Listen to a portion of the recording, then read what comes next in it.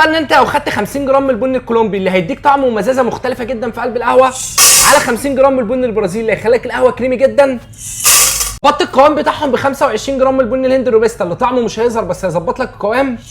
بعدها رحت بقى ظبطت التحويجه كده ب 5 جرام من الحبهان وشويه قرنفل وشويه ورد واحده من جوز الطيب وعود من الجينسنج يديك طاقه وباور، ونزلت في ال 8 كيلو. فانت كده عملت احلى 8 كيلو ممكن تشربه في حياتك. فتعال نروح نطحنه ونعمل منه فنجان. قلبنا الكلام الجميل بتاعنا ده واخدنا منه معلقتين، واخدنا مقدار السكر زي ما احنا عايزين، وبعد كده نكمل الكنكه ميه ونقلبها كويس ونروح نحطها على النار ونرجع نفرغها لكم. بعدها بقى يطلع لك القهوه كريمي دايبه، ريحتها تحفه وطعمها انا يعني انت لو نزلت على القهوه كده هتعرف هي بتقول ايه من غير ما انا ادوقها ولا اقول لك رايي فيها.